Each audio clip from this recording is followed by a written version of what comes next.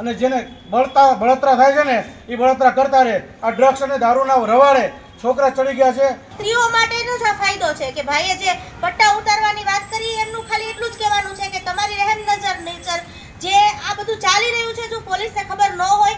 આ ભ્રષ્ટ અધિકારીઓ જે ભ્રષ્ટાચાર કરે છે એના વિરુદ્ધમાં જિગ્નેશભાઈએ પટ્ટા ઉતારવાની વાત કરી છે, બાકી બીજા કોઈની વાત નથી કરી। જિગ્નેશ મેવાણીના સમર્થનની અંદર સુરેન્દ્રનગર જિલ્લા કલેક્ટર કચેરી ખાતે એક લેખિતમાં રજૂઆત કરવામાં આવી છે।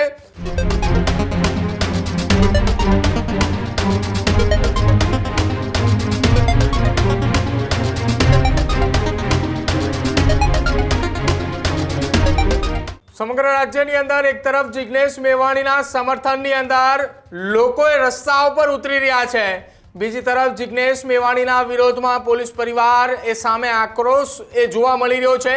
આ તમામની વચ્ચે સુરેન્દ્રનગરમાં જિગ્નેશ મેવાણીના સમર્થનની અંદર એક આવેદનપત્ર આપવામાં આવ્યું છે। જિગ્નેશ મેવાણીના સમર્થનની અંદર સુરેન્દ્રનગર જિલ્લા કલેક્ટર કચેરી ખાતે એક લેખિતમાં રજૂઆત કરવામાં આવી છે। જિલ્લા કલેક્ટર કચેરીએ જઈને લેખિત રજૂઆત કરતા રાષ્ટ્રીય દલિત અધિકાર મંચ દ્વારા એ રજૂઆત કરવામાં આવી છે કે સુરેન્દ્રનગર જિલ્લાની અંદરથી દેશી અને અંગ્રેજી દારૂના અડ્ડાઓ બંધ કરવામાં આવે, સુરેન્દ્રનગરમાં ચાલતી આ ગેરકાયદેસર પ્રવૃત્તિઓ બંધ કરાવવા માટેની માંગ કરવામાં આવી છે।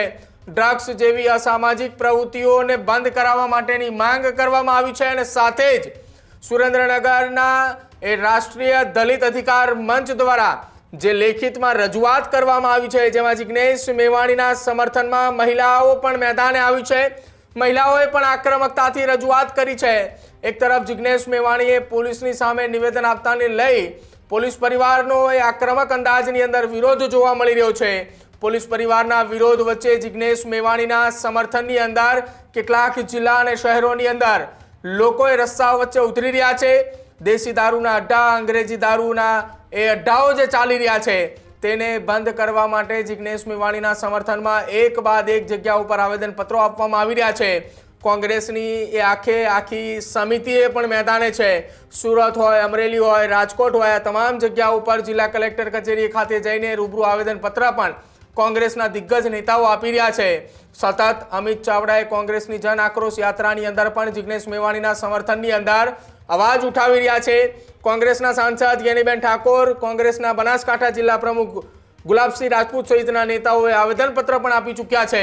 જો કે હવે આવનારા સમયની અંદર એ જોવાનું રહેશે કે જિગ્નેશ મેવાણીએ જે આહવાન કર્યું છે કે ગુજરાત કોંગ્રેસ સમિતિ દ્વારા આવનારા સમયમાં ડ્રગ્સ અને દારૂની લડાઈ સામે હેલ્પલાઇન નંબરની શરૂઆત કરશે। એ નંબર ઉપર વિગતો આપવાની રહેશે અને જ્યાં કોંગ્રેસના નેતાઓ રેડ કરવાની વાત કરી રહ્યા છે।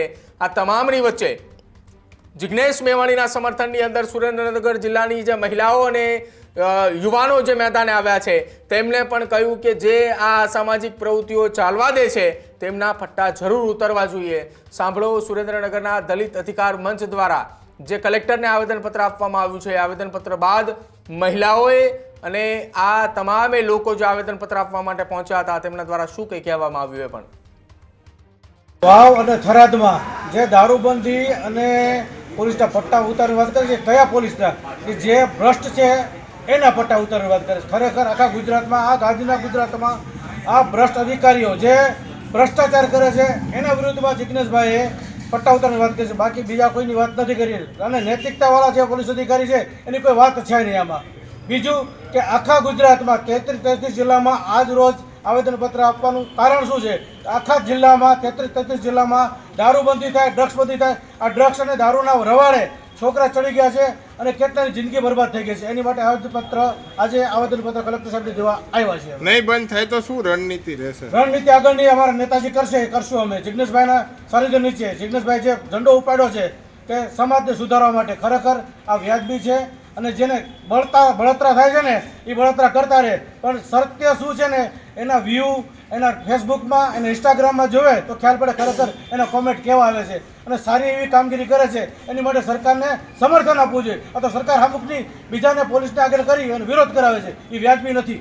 આપણે આજે અહીંયા એકત્રિત થયા છીએ કલેક્ટર સાહેબને એક આવેદનપત્ર દેવા માટે કે અમે લોકો જે 2 દિવસ પહેલા વાવ થરાદમાં જિગ્નેશભાઈ મેવાણીએ જે પ્રશ્ન ઉપાડ્યો હતો એ પ્રશ્ન આજે મહિલા તરીકે હું એમને બહુ સરાહનીય માનું છું અને એવી વાત છે મારી કે આજે જે સ્ત્રીઓ માટે છે કે ભાઈએ જે પટ્ટા ઉતારવાની વાત કરી એમનું ખાલી એટલું જ કહેવાનું છે કે તમારી રહેમ નજર જે આ બધું ચાલી રહ્યું છે જો પોલીસને ખબર ન હોય અને એ એવા પોલીસને કે જે કરપ્ટ છે એવા પોલીસ ઉપર એમને આંગળી નથી ઉપાડી કે જે લોકો બહુ ન્યાયથી પોતાની જવાબદારી નિભાવે છે એવી કોઈ વ્યક્તિ ઉપર એમને આંગળી નથી, પણ આ લાગુ માત્ર ને માત્ર એને જ પડે છે કે જે અત્યારે અન્યાયના રસ્તે ચાલે છે, જે પોતાની બંધ નજર કરીને આ બધું છાવરીને ચાલવા દે છે, એમને માત્ર ને માત્ર એવા જ લોકોનો વિરોધ કર્યો છે, એવા જ લોકોની એમને વાત કરી છે.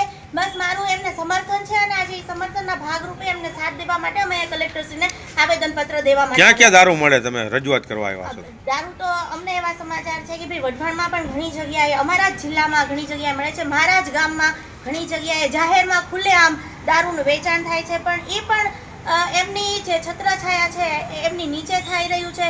અમે લોકોએ અગાઉ પણ આનો વિરોધ કર્યો હતો, પણ આગળ એ કરતા રહેશું અને જ્યાં પણ હવે અત્યારે થાય છે તો જરૂર પડશે તો ખુલ્લેઆમ એ જગ્યાએ જઈને પણ અમે લોકોએ જનતા રેડ પાડશું. જો આમાં ફેરફાર નહીં થાય, પોલીસ એની કામગીરી યોગ્ય રીતે નહીં કરે તો પક્ષ એની કામગીરી યોગ્ય રીતે કરશે, આગળ આવશે. અમે અમારા નેતાઓની સાથે લઈએ, એમની આગેવાની નીચે આ કાર્ય કરશું અને જિગ્નેશભાઈની આગેવાની નીચે ગુજરાતમાં જે કાંઈ કાર્યક્રમ અમારે કરવા પડે એ તમામ કાર્યક્રમ અમે કરશું. જય હિન્દ.